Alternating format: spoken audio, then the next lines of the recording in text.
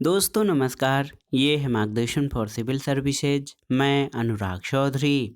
दोस्तों घटना चक्र सामान्य अध्ययन पूर्वावलोकन श्रृंखला में प्रस्तुत है सामान्य विज्ञान से संबंधित महत्वपूर्ण प्रश्नों का रिवीजन जो विभिन्न प्रतियोगी परीक्षाओं के प्रीवियस ईयर्स में पूछे गए हैं। इस वीडियो में हम जीव विज्ञान से संबंधित विविध प्रश्नों के भाग 3 को कंटिन्यू करेंगे। तो आइए शुरू करते हैं आज का वीडियो। घटना चक्र सामान्य अध्ययन पूर्वावलोकन श्रृंखला में जीव विज्ञान से संबंधित विविध प्रश्नों का भाग 3। पहला प्रश्न है दोस्तों, high security animal disease laboratory Bharat में कहाँ पर स्थित है? तो याद रखिएगा भोपाल में। याद रखिए दोस्तों, high security animal disease laboratory Bhopal Madhya Pradesh में स्थित है। अगला प्रश्न है, केंद्रीय औषधि और सगंध पौधा संस्थान किस स्थान पर स्थित है? तो सही उत्तर है central Indian medicinal plant organisation. ये जो है केंद्रीय औषधि और सगंध पौधा संस्थान के रूप में इसका नामकरण जो है ये हुआ था। ये वर्तमान में उत्तर प्रदेश के लखनऊ में स्थित है। ऑप्शन ए आपका सही उत्तर है।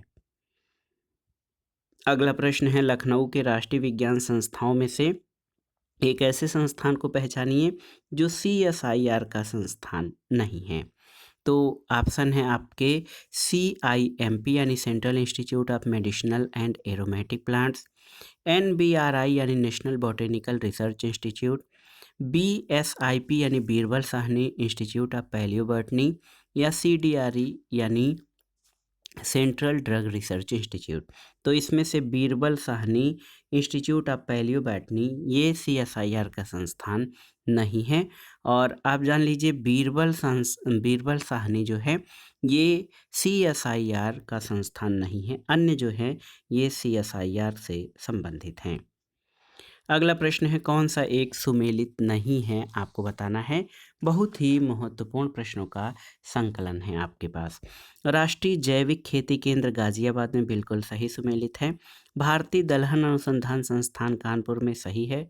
भारतीय सब्जी अनुसंधान संस्थान गोरखपुर में नहीं बल्कि वाराणसी में स्थित है। भारतीय गन्ना अनुसंधान संस्थान लखनऊ में स्थित है। तो ऑप्शन सी सही उत्तर हो जाएगा, जो कि आपका सही सुमेलित नहीं है। अगला प्रश्न है, मानसिक रूप से विकलांग हेतु राष्ट्रीय संस्थान कहाँ पर स्थित है? आपको बताना है। तो सही उत्तर हैदराबाद में।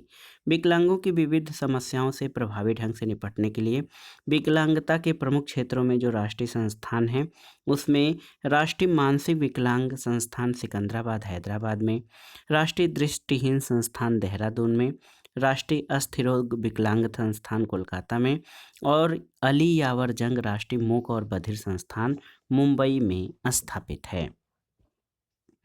अगला प्रश्न है, सूची 1 का सूची 2 से सुमेलन करिए और दिए गए कोड से सही उत्तर का चयन करिए। इसमें संस्थान और स्थान का मिलान करना है। देखिए सेंट्रल ड्रग इंस्टीट्यूट, तो सेंट्रल ड्रग रिसर्च इंस्टीट्यूट ये आपका लखनऊ में स्थित है। सेंट्रल लेप्रोसी इंस्टीट्यूट याद कर लीजिए आगरा में है। मोतीलाल नेहरू राष्ट्रीय प्रौद्योगिकी संस्थान यानी MNIT ये आपका इलाहाबाद में है। और Indian institute of sugar technology Kanpur में है। तो सही उत्तर 4312। यहाँ पर देखिए 4312 ऑप्शन सी आपका सही उत्तर हो जाएगा। अगला प्रश्न है, सूची 1 का सूची 2 से सुमेलन करिए और दिए गए कोड से सही उत्तर का चयन करिए। केंद्रीय औषधि और सुरभि पादप संस्थान ये लखनऊ में स्थित है। DNA फिंगर प्रिंटिंग और डायग्नोस्टिक केंद्र ये हैदराबाद में है। सूक्ष्मजीवी प्रौद्योगिकी संस्थान चंडीगढ़ में स्थित है। और राष्ट्रीय प्रतिरक्षा विज्ञान संस्थान नई दिल्ली में है। तो सही मिलान 4213 हो जाएगा। देखिए यहाँ पर 4213 ऑप्शन बी आपका सही उत्तर है। अगले प्रश्न पर आते हैं दोस्तों, राष्ट्रीय विषाणु विज्ञान संस्थान यानी नेशनल इंस्टीट्यूट ऑफ वायरोलॉजी कहाँ पर है? तो पुणे महाराष्ट्र में। ऑप्शन ए आपका सही उत्तर है। अगला प्रश्न है, DNA अंगुली छापन और नैदानिक शोध केंद्र कहाँ पर स्थित है? तो ये हैदराबाद में स्थित है। इसका नाम है centre for DNA fingerprinting and diagnostics यानी CDFD। ये भारत सरकार के विज्ञान और जैव प्रौद्योगिकी मंत्रालय के द्वारा वित्त पोषित एक स्वायत्त संगठन है, हैदराबाद में स्थित है।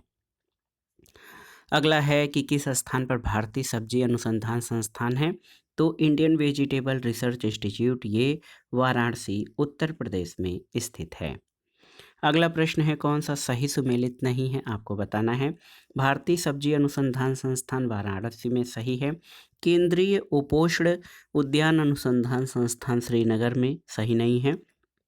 भारतीय गन्ना अनुसंधान संस्थान लखनऊ में, भारतीय दलहन अनुसंधान संस्थान कानपुर में है। दोस्तों, केंद्रीय उपोष्ण अनुसंधान संस्थान ये श्रीनगर में नहीं बल्कि लखनऊ में स्थित है। ऑप्शन बी आपका सुमेलित नहीं है, अन्य आपके सही सुमेलित हैं। अगला प्रश्न है उत्तर प्रदेश में कृत्रिम अंग निर्माण निगम कहाँ पर स्थित है, तो ये कानपुर में स्थित है। भारतीय कृत्रिम अंग निर्माण निगम एक लाभ निरपेक्ष निगम है जो सामाजिक न्याय और अधिकारिता मंत्रालय के अधीन भारत सरकार के तत्वाधान में कार्य कर रहा है और ये शारीरिक रूप से विकलांग लोगों के लाभ के लिए पुनर्वास साधन और कृत्रिम अंग घटकों के निर्माण और आपूर्ति के लिए 1972 में स्थापित हुआ और 1976 में इससे उत्पादन शुरू किया गया था। उत्तर प्रदेश में भारतीय कृत्रिम अंग निर्माण निगम कानपुर में स्थित है। अगला प्रश्न है अंतर्राष्ट्रीय आलू केंद्र का मुख्यालय कहाँ पर है, तो आप जानते हैं अंतर्राष्ट्रीय आलू केंद्र का मुख्यालय लीमा पेरू में है। इसकी स्थापना 1971 में हुई और ये वैज्ञानिक अनुसंधान के माध्यम से विकासशील देशों में निरंतर आधार पर गरीबी को कम करने और खाद्य सुरक्षा प्राप्त करने का प्रयास करता है।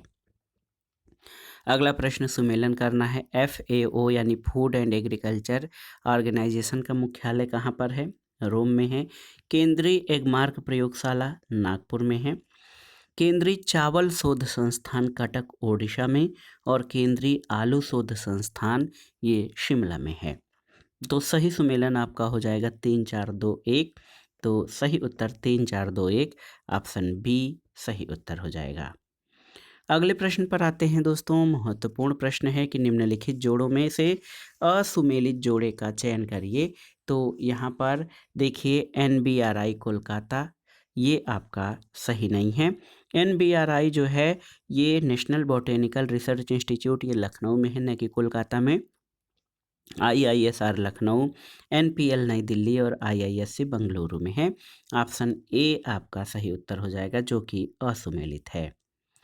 अगला प्रश्न है राष्ट्रीय पादप आनुवांशिक संसाधन ब्यूरो कहाँ पर है, तो ये नई दिल्ली में स्थित संस्थान है। विश्व का पहला ऊंट अस्पताल किस शहर में स्थित है, आपको बताना है। तो उत्तर है दुबई में। दिसंबर 2017 में दुबई में ऊँटों के लिए एक खास अस्पताल खोला गया। ये दुनिया का पहला ऊँट अस्पताल है। ये अस्पताल ऊँटों को महंगे और आधुनिक इलाज उपलब्ध करा रहा है। दुबई में ऊँटों को संस्कृति का अहम हिस्सा माना जाता है और उन्हें बचाए रखने के लिए ये कदम उठाया गया है। अगला प्रश्न है सूची 1 का सूची 2 से सुमेलन करिए और दिए गए कोड से सही उत्तर का चयन करिए। तो टेस्टोस्टेरॉन एक हार्मोन है। कोडीन बेहोशी की दवा है। क्रीचुक जो है आप जान लीजिए, क्रीचुक ये रबर का स्रोत पदार्थ है और यूजिनाल लौंग का सुगंधित तेल है। तो सही उत्तर 4 1 2 3, ऑप्शन ए आपका सही उत्तर और सही मिलान हो जाएगा। अगला प्रश्न है सूची 1 का सूची 2 से मिलान करिए और दिए गए कोड से सही उत्तर का चयन करिए। तो ऑप्शन है आपके यहाँ सूची 1 है एंथ्रेक्स। तो एंथ्रेक्स एक विष है जो जैव युद्ध में काम आता है। थैलीसीमिया दोषी जीन से उत्पन्न रोग है। सरोगेसी गर्भ की किराएदारी और ट्रांसजेनिक्स ये जीनोम में परिवर्तन करने वाला विज्ञान है। 4 1 2 3 ऑप्शन देख लेते हैं। ऑप्शन ए आपका सही उत्तर है। अगला प्रश्न है निम्नलिखित में से कौन सा सुमेलित नहीं है, यहाँ पर बताना है आपको। एंटी फ्रीज यौगिक एथिलीन ग्लाइकाल सही है। एंटीनॉक एजेंट टेट्राएथिलेट सही है। एंटीऑक्सीडेंट बीटा कैरोटीन ये भी सही है। एंटीबायोटिक्स क्विनीन ये आपका सही नहीं है। दोस्तों, क्विनीन या क्विनैन एक प्राकृतिक श्वेत क्रिस्टलीय एल्केलाइड पदार्थ होता है और इसमें ज्वर रोधी, मलेरिया रोधी, दर्दनाशक और सूजन रोधी गुण होते हैं। ऑप्शन डी आपका सही सुमेलित नहीं है। अगला प्रश्न है, किस भारतीय नगर में पहला डायनोसोरियम खोला गया है? तो उत्तर है हैदराबाद में। देश का पहला डायनोसोरियम हैदराबाद में खोला गया है। इस डायनोसोरियम में 165 मिलियन वर्ष पुराने डायनासोर के जीवाश्म को भी प्रदर्शित किया गया है। ये हैदराबाद के BM बिरला विज्ञान केंद्र में खोला गया है। अगला प्रश्न बहुत ही आसान सा है, वर्ल्ड हेल्थ ऑर्गेनाइजेशन का मुख्यालय कहाँ पर स्थित है? तो WHO का मुख्यालय जेनेवा स्विट्जरलैंड में है। ऑप्शन ए आपका सही उत्तर है। अगला प्रश्न है, देश का पहला दंत चिकित्सा महाविद्यालय कहाँ पर स्थापित किया गया था? तो उत्तर है कोलकाता में, और ये महाविद्यालय 1920 में स्थापित किया गया था।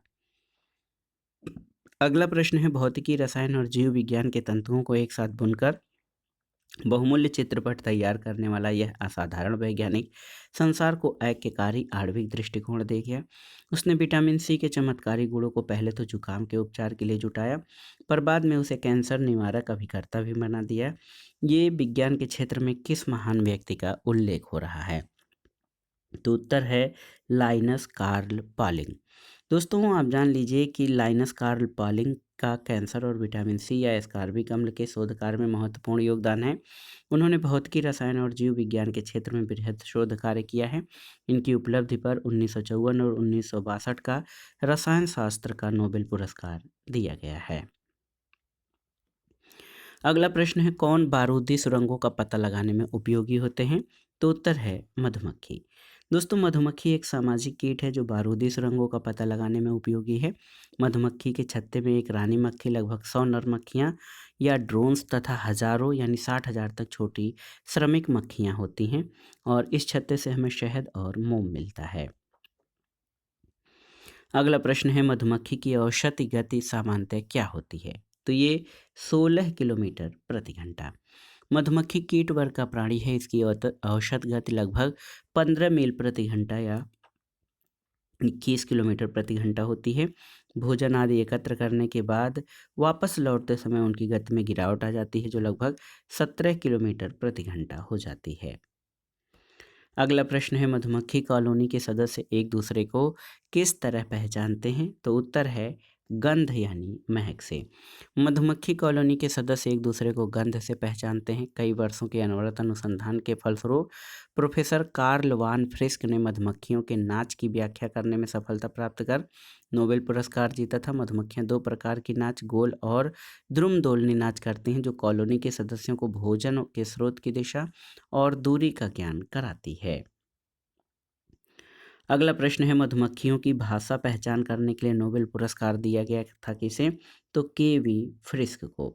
देखिए, 1973 का ये चिकित्सा विज्ञान का नोबेल पुरस्कार दिया गया था KV फ्रिस्क को। अगला प्रश्न है, उत्तेजक कौन सा है? आपको बताना है। महत्वपूर्ण प्रश्न है दोस्तों। उत्तेजक कौन सा है? एल्कोहल, मारिजुआना, सिगरेट या अफीम? तो सही उत्तर सिगरेट है। एल्कोहल, मारिजुआना और अफीम मनश्चेतक हैं, जबकि सिगरेट का धुआं स्टिमुलेंट या उत्तेजक के रूप में प्रयोग किया जाता है। अगला प्रश्न है, सिलिका जेल से भरी एक छोटी थैली गोलियों के या चूर्ण के रूप में औषधि की बोतलों में अक्सर पाई जाती है। सिलिका जेल क्या करती है? तो उत्तर है सिलिका जेल नमी सोखती है। आप जान लीजिए, नमी के कारण डिब्बा बंद औषधियाँ डिब्बा खुलने के बाद नमी को सोखकर टूटने लगती हैं। इसलिए औषधियों को सुरक्षित रखने के लिए सिलिका जेल को डिब्बों में रख देते हैं। ये नमी को अवशोषित कर औषधियों को टूटने से बचाने का कार्य करती है। अगला प्रश्न है, किस क्षेत्र में असाधारण योगदान के लिए शांति स्वरूप भटनागर पुरस्कार दिया जाता है? तो याद रखिएगा, विज्ञान के क्षेत्र में। CSIR के संस्थापक और निदेशक शांति स्वरूप भटनागर की स्मृति में संस्थान की ओर से विज्ञान और प्रौद्योगिकी के क्षेत्र में ये पुरस्कार दिया जाता है। अगला प्रश्न है, नेत्रदान में दांता की आंख के किस हिस्से को ट्रांसप्लांट या प्रतिरोपित किया जाता है? तो उत्तर है कॉर्निया को। आप जान लीजिए, नेत्रदान में कार्निया यानी कि कनिनिका का दान किया जाता है। नेत्र में प्रकाश इसी से होकर प्रवेश करता है। दृढ़ पटल के सामने का भाग कुछ उभरा हुआ और पारदर्शी होता है, जिसे कार्निया कहते हैं। इसमें बाहर की ओर केराटिन विहीन स्तृत सल्की एपिथीलियम, मध्य में तंतुमय संयोजी ऊतक और भीतर की ओर सामान्य सल्की एपिथीलियम होती है। अगला प्रश्न है, हृदय का पहला प्रतिस्थापन किसके द्वारा किया गया था? आपको बताना है। तो उत्तर है डॉक्टर क्रिश्चियन बर्नार्ड के द्वारा। दोस्तों, डॉक्टर क्रिश्चियन बर्नार्ड दक्षिण अफ्रीका के एक प्रसिद्ध सर्जन थे, जिन्होंने सबसे पहले मानव हृदय का पहला सफलतापूर्वक ट्रांसप्लांटेशन किया था। अगला प्रश्न है, विश्व का पहला सफल मानव हृदय प्रत्यारोपण हुआ था कहाँ पे, किसने किया था? तो क्रिश्चियन बर्नार्ड ने। और सबसे पहले मानव हृदय प्रत्यारोपण कहाँ पर हुआ था? तो ये दक्षिण अफ्रीका में हुआ था। अगला प्रश्न है, जार्विक सेवन क्या है? तो सही उत्तर है कृत्रिम हृदय।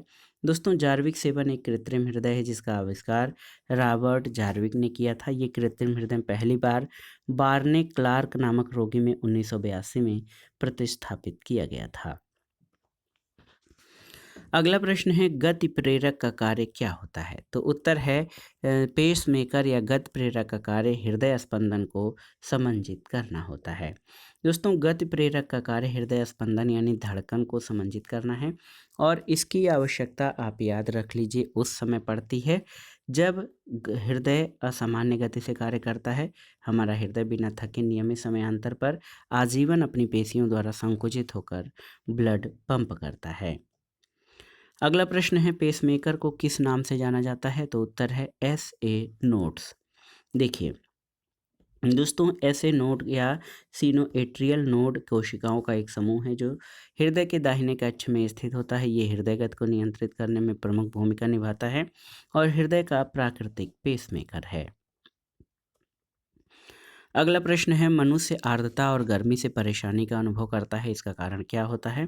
तो उत्तर है पसीना आर्द्रता के कारण वाष्पित नहीं होता है, इसलिए आर्द्रता और गर्मी में मनुष्य को जो है परेशानी होती है। अगला प्रश्न है, निम्नलिखित में से कौन सी क्रिया स्वेद वाष्पण से संबंधित है? आपको बताना है।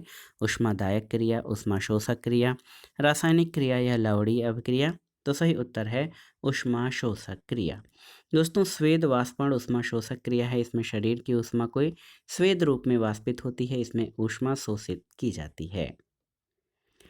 अगला प्रश्न है, जब शरीर में निर्जलीकरण होता है तो वो पदार्थ जो सामान्य रूप से शरीर से लुप्त हो जाता है वो क्या है? तो उत्तर है सोडियम क्लोराइड। शरीर से अत्यधिक मात्रा में तरल पदार्थ समाप्त हो जाना निर्जलीकरण या डिहाइड्रेशन कहलाता है। निर्जलीकरण की स्थिति में इलेक्ट्रोलाइट्स विशेषतः सोडियम क्लोराइड शरीर से लुप्त हो जाता है।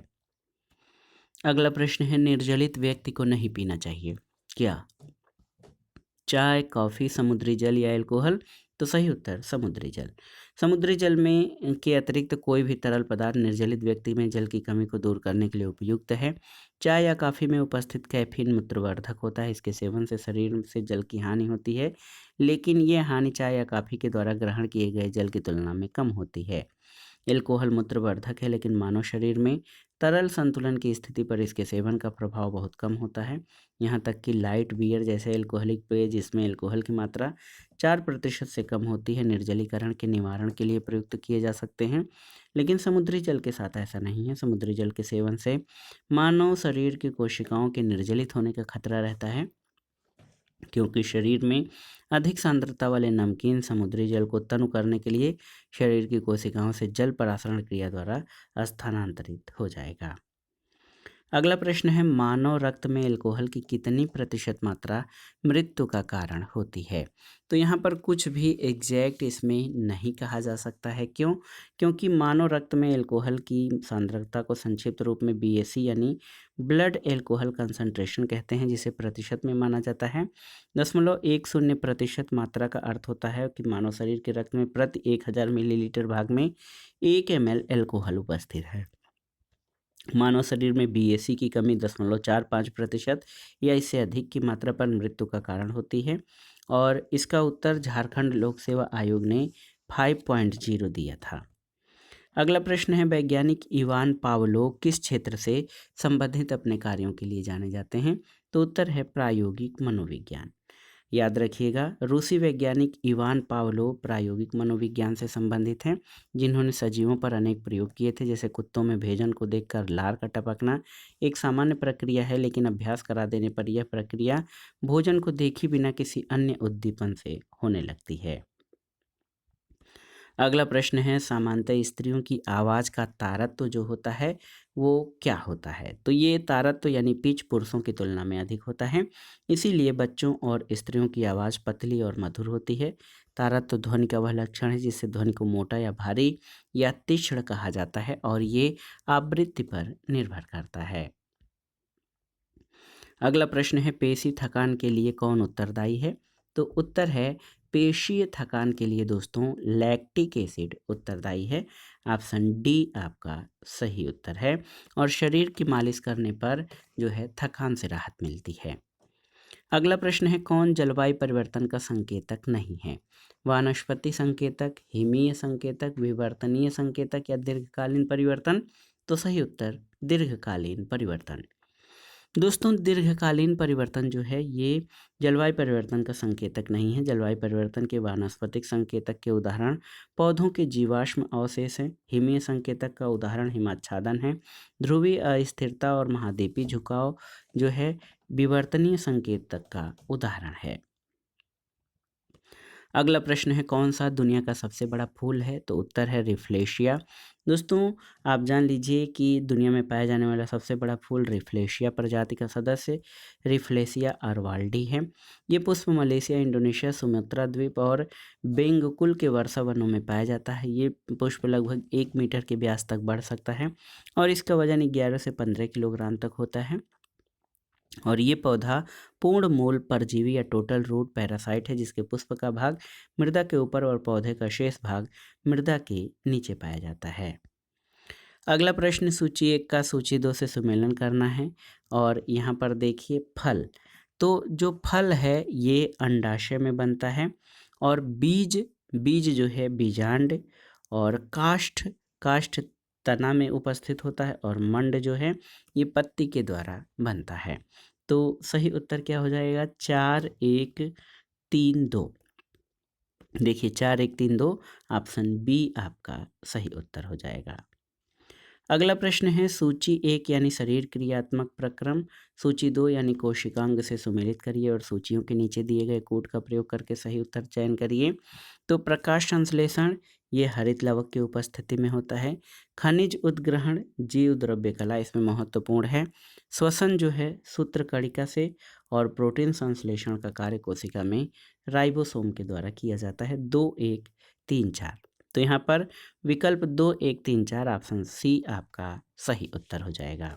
तो दोस्तों ये था आज का वीडियो घटना चक्र सामान्य अध्ययन पूर्वावलोकन श्रृंखला में जीव विज्ञान से संबंधित विविध प्रश्नों का रिवीजन। ये वीडियो आपके आगामी विभिन्न परीक्षाओं जैसे यूपीपीसीएस प्रारंभिक परीक्षा, आरओ लोअर पीसीएस तथा अन्य राज्य लोक सेवा आयोगों द्वारा आयोजित परीक्षाओं के सामान्य ज्ञान और सामान्य अध्ययन के जनरल साइंस खंड के लिए बहुत ही उपयोगी है। आप इन प्रश्नों को तैयार कर लीजिएगा। वीडियो आपको कैसा लगा हमें कमेंट बॉक्स में ज़रूर बताइएगा। वीडियो को लाइक करें, शेयर करें और इस चैनल मार्गदर्शन फॉर सिविल सर्विसेज को सब्सक्राइब करें। वीडियो देखने के लिए धन्यवाद दोस्तों। नमस्कार।